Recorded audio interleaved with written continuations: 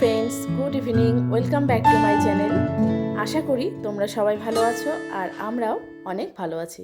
তো বন্ধুরা, আজকে হচ্ছে শনিবার আর এখন বাজে রাত্রে 8টা আর আমি তৈরি করব রাতের ডিনার। তো বাইরে কিন্তু প্রচণ্ড বৃষ্টি পড়ছে আর এই বৃষ্টির দিনে একঘেয়েমি রান্নাবান্না একদমই ভালো লাগে না। আর আমার বাড়ির লোকেরা তো কেউই পছন্দ করে না এই পটল, ঝিঙে, কোয়াশ এইসব। তো ভাবলাম আজকে রাতের ডিনারে তৈরি করব তড়কা। তার জন্য তড়কার ডাল ভিজিয়ে রেখেছিলাম আর সেটাই প্রেশার কুকারে মাত্র 3টে সিটি দিয়ে নামিয়ে নেব। তো আমাদের তড়কার ডাল কিন্তু একদম সেদ্ধ হয়েছে। দেখো, এখানে 3টে সিটি দিয়ে আমি সেদ্ধ করে নিয়েছি। আর তড়কা বানাতে যা যা লাগছে সেটা হচ্ছে কাঁচা লঙ্কা, পেঁয়াজ, টমেটো। তাই এইগুলোকে একটু ঝটপট কেটে নিচ্ছি।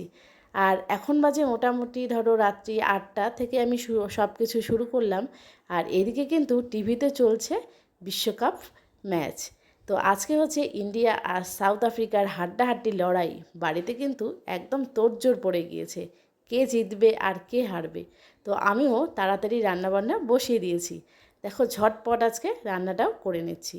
তো আমাদের কিন্তু রুটিটা কমপ্লিট, ওটাকে হটপটে রেখে দিয়েছি। আর এখন তৈরি করব তড়কা। তড়কার ডালটাও সেদ্ধ হয়ে গেছে, কড়াই বসিয়ে দিয়েছি আর দিয়ে দিয়েছি সরিষার তেল। আর তড়কা রান্না হবে সরিষার তেলে, এটা কিন্তু রিফাইন তেলে করা যাবে না। তো তেলটা গরম হয়ে গেলেই দিয়ে দেব কুচনো পেঁয়াজ। তো পেঁয়াজ আমি এখানে 2 থেকে 3টে পেঁয়াজকে ঝুরি ঝুরি করে কুচিয়ে নিয়েছি। আর দিয়ে দিচ্ছি কাঁচা লঙ্কা। তবে কাঁচা লঙ্কাটা অল্প করেই দেবো, কারণ যেহেতু ছোটো খাবে তো তার জন্য একটু অল্প করেই দিচ্ছি। তো দেখো, রেস্টুরেন্টের মতো তড়কা কিন্তু আমরা বাড়িতেও তৈরি করে নিতে পারি। তো এই আমার হচ্ছে পেঁয়াজ লঙ্কা কুচনো মানে একটু ফ্রাই হয়ে গেল, তারপর দিয়ে দিলাম টমেটো। তো টমেটোর সাথে এবার পেঁয়াজটাকে ভেজে নিতে হবে। আর এই সময় টমেটোটা কিন্তু সেদ্ধ হতে চায় না, মানে এখনকার বর্ষা সিজনের টমেটো কিন্তু সেদ্ধ হতে চায় না। তাই একটু সামান্য লবণ দিয়ে ভালোভাবে কষিয়ে নিতে হবে। তারপর টমেটোটা একটু ভাজা ভাজা হয়ে গেলে আদা, রসুন আর কাঁচা লঙ্কার একটা পেস্ট তৈরি করেছি, সেটাও এর মধ্যেই দিয়ে দিতে হবে। আর ভালোভাবে কিন্তু কষিয়ে নিতে হবে। তো আর সামান্য একটু লবণ দিতে হবে, যেহেতু টমেটোটা এখন সেদ্ধ হতে চায় না। তো আগেই বললাম, এই দেখো এখানে দিয়ে দিচ্ছি লবণ। তো এবার পুরো মশলাকে ভালোভাবে কিন্তু কষিয়ে নিতে হবে। তো বন্ধুরা, তোমরা কারা কারা বিশ্বকাপ দেখছো কমেন্ট করে জানাবে। আমরা ভারতবাসী হিসাবে খুবই গর্বিত। তো যাই হোক, চারিদিকে কিন্তু একদম মানে কি বলবো, একটা খুশির হাওয়া। রাস্তাঘাটে প্রায় লোকজন নেই বললেই চলে, কারণ যেহেতু বিশ্বকাপ চলছে। আর বাড়িতে বাড়িতে টান টান উত্তেজনা চলছে, কি হবে কি হবে। রাস্তাঘাটে বাজারে যেখানে সেখানে সবাই কিন্তু মোবাইল নিয়ে ব্যস্ত যে কি হবে। আর কিছুক্ষণের মধ্যেই কিন্তু রেজাল্ট চলে আসবে আমাদের সামনে। তো দেখো, এদিকে আমার রান্না বান্না চলছে, এদিকে বাড়িতে একটা মানে সবার মধ্যে একটা উত্তেজনা চলছে কি হবে। তো সবাই খুব মানে এক্সাইটেড আর কি। তো চলো তাড়াতাড়ি রাতের ডিনারটাও কমপ্লিট করে নিই। তো এদিকে আমার তরকার মশলাগুলো সব কষানো হয়ে গিয়েছে। তো ভালোভাবে কষিয়েও নিয়েছি। এই দেখো, কষানো হয়ে গেলে এই সমস্ত মশলাকে এক সাইডে করে এখানে আমি দিয়ে দিলাম ডিম। তো আমি এখানে 2টো ডিম দিয়ে দিচ্ছি। তো ডিম 2টো দেওয়ার পর কিন্তু আবারও ভালোভাবে কষিয়ে নিতে হবে। তবে এই রান্নাটা করার সময় অবশ্যই কিন্তু গ্যাসের ফ্লেমটা লো ফ্লেমে রেখে করতে হবে।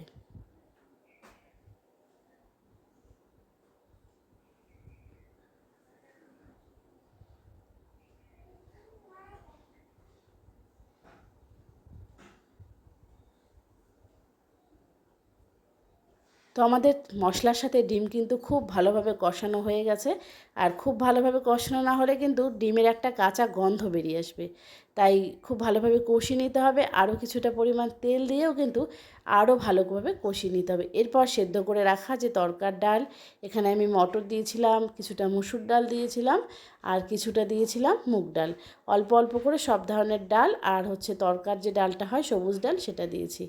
এবারে সব কিছু দিয়ে দিয়ে ভালোভাবে কিন্তু মশলাগুলো কষিয়ে নিতে হবে। হ্যাঁ, আমি কিন্তু এখানে জিরে বাটাও দিয়েছি, সেটা পরে দেখানো হয়নি। তো যাই হোক, জিরে বাটাও এর মধ্যে অ্যাড করা হয়েছে। তো মোটামুটি সমস্ত মশলা কিন্তু ভালোভাবে কষিয়ে নিয়েছিলাম। দেখো, তারপর দেখো এগুলো সুন্দরভাবে তরকাটাকে কষিয়ে নিচ্ছি। তো একটু ফুটে উঠলে আমার বাড়িতে তৈরি করা ভাজা মশলা, সেটা আমি দিয়ে দিলাম। এটা খুব ভালো টেস্ট হয়। তবে শুধু তরকার ক্ষেত্রে না, সব রান্নাতেই কিন্তু এই ভাজা মশলাটা ইউজ করা যায়। তো ভাজা মশলাটা দিয়ে আরও কিছুক্ষণ কষিয়ে নেব।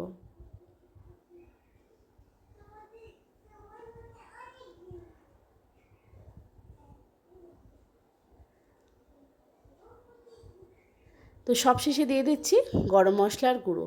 আর বাড়িতে যদি কাসুরি মেথি থাকে তাহলে কিন্তু তরকার উপর কাসুরি মেথি দেওয়া যায়। তো আমার বাড়িতে কাসুরি মেথি শেষ হয়ে গিয়েছিল, তাই দিতে পারিনি। তো গরম মশলাটা দিয়ে এইভাবে কষিয়ে নেব। আর বাড়িতে যদি চিকেন বা মাটন রান্না হয়, তার যদি গ্রেভি থাকে তাহলে কিন্তু এই তরকার মধ্যে মানে লাস্টে দিয়ে দিলে তাহলে কিন্তু রেস্টুরেন্টে যে তরকাটা হয় ঠিক সেরকমই মানে টেস্টটা চলে আসবে। তো যাই হোক, আজকে আমাদের বাড়িতে চিকেন মাটন কিছুই হয়নি। তো রাতের ডিনারের জন্য তরকা করছি, তাই আমি চিকেন বা মাটনের কোনো গ্রেভি দিইনি। সিম্পল যেভাবে হয় সেভাবেই করছি। আর দিয়ে দিলাম 1 চামচ মতো ঘি। তো আমি একটু কম করেই ঘি ইউজ করছি এখন রান্নায়। তো সব রান্নাবান্না আমার কমপ্লিট। দেখো, আর অনেকটা সময় ধরে আমি কষিয়ে নিয়েছি, প্রায় 5 থেকে 7 মিনিট। তো আমাদের তরকা কিন্তু একদম রেডি হয়ে গেছে। তো এই দেখো, ইয়াম্মি তরকা একদম রেডি। আর সবাইকে এখন আমি ডাকছি ডিনারে আসার জন্য।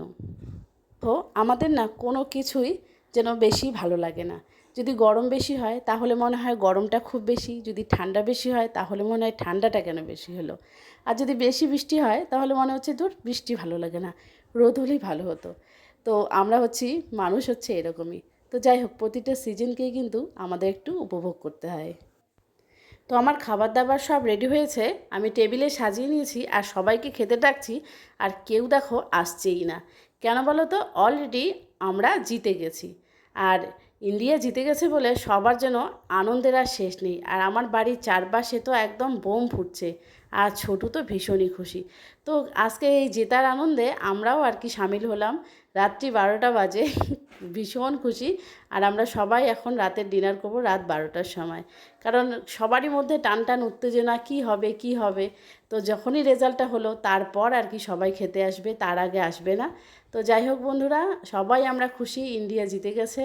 তো এই হচ্ছে ব্যাপার। আর যেহেতু এখন বাজে রাত্রি 12টা, ঝিমঝিম করে বৃষ্টিও পড়ছে। তো এই আর কি সবাই মিলে খেতে বসলাম।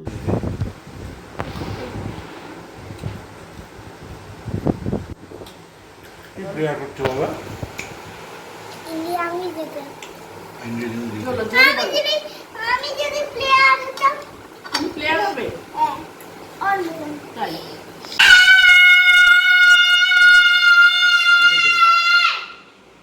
বারোটা বাজে, কত ঠিক কম করছি।